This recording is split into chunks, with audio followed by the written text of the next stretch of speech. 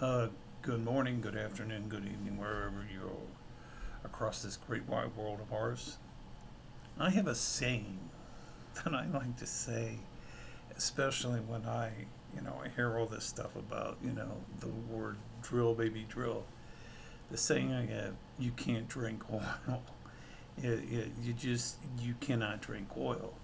And the issue for me concerns what can we do to make things better? In other words, what can we do to make this point that when we study this is part of what I studied in law school, is that you have conventional oil, which is oil vertical, and then you have unconventional oil horizontal, which is what I consider fracking. You take horizontal, shoot water down into the hull, fracking oil and chemicals, which in essence, if a spill happens or whatever, um, will go into a waterway. And sometimes with these spills, it does not necessarily mean that it could have an environmental consequences. But in the case of like the PP spill out in the Gulf, where there's did some environmental consequences because of the spill on the oil rig, the chances are, that we're my concern is, and I reached out to somebody the yesterday, and is willing to help, wants to help me sponsor an event, and I'm gonna wrap myself around this. And I've got a thing now for, and I can't find it now, but I've got a book or a coloring book that I can do for kids, uh, right there, that somebody's let me use. I reached out to them and they said that. But I want to use this as an educational tool to teach about the conservation of water.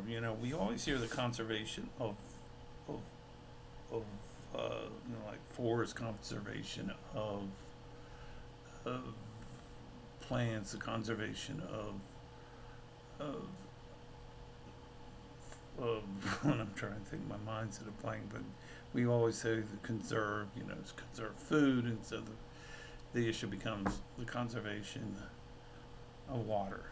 In essence, you can't drink oil, and the issue becomes is part of my company, North American Safe and Clean Water. The issue becomes that we have to teach and educate people. My concern becomes, as we get into the spring and into the summer, uh, and we get a pattern. I don't know, and it's hard to say what pattern we get into, but we get into a pattern of, it gets hot and dry. But I was watching some videos today concerning what was going on with this situation out in Tucson. I saw a couple of reporters saying, "Oh, it's really hot. It's really hot," and they're reporting underneath shade and all that. And it's like, and I felt like saying, "You, dude, it's not. It's nowhere hot now. Wait till out in Tucson.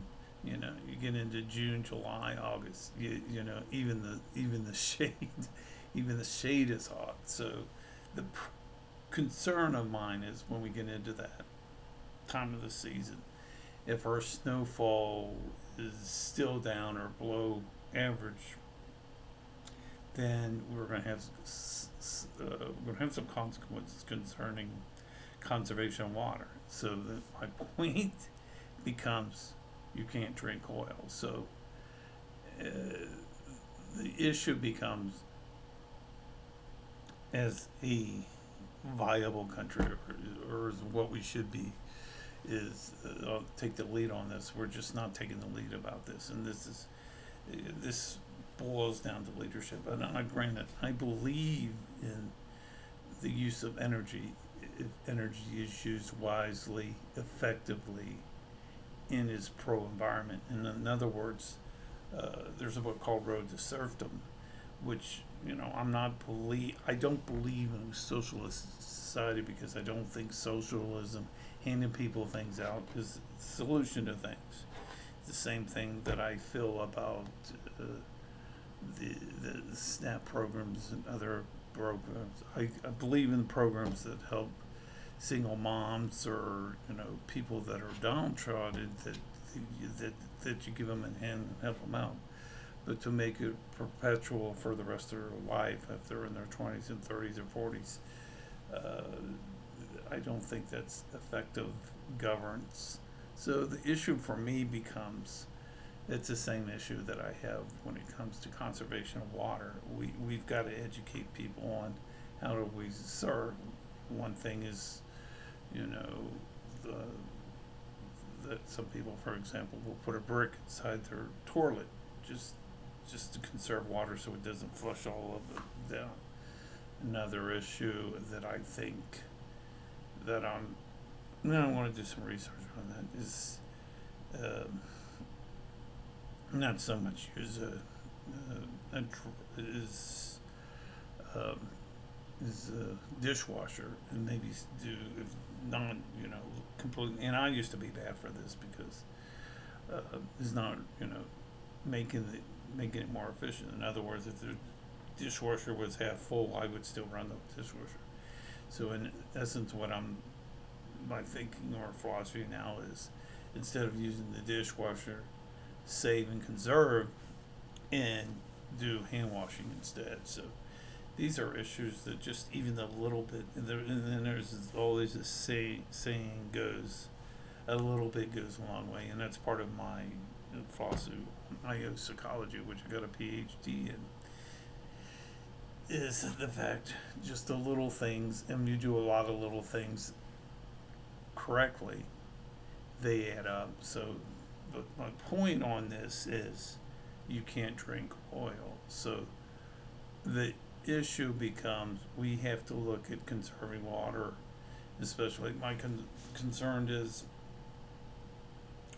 as well, is we get in the summer months, we don't get the snow totals that we get in the Rocky Mountains. Say we don't get snow totals in Sierra that we have. We don't get a really wet spring out west. Where does this lead us to water tables when we get into the late spring, early summer months? So, and the issue becomes for me is as we look into the plains, and one of the biggest aquifer systems for underground water exists in the upper plains and lower plains. This became a concern with Native Americans because water is life. So the issue becomes, we have to conserve water now and not wait till the summer months. Anyway, this is some points. Please like and subscribe to my channel. If you have any questions, feel free to reach out to me on my webpage at North America's Safe and Clean Water. It'll be in the description. Please donate to my nonprofit organization to where I can educate people. So anyway, I will talk to you real soon, and have a great day. Bye.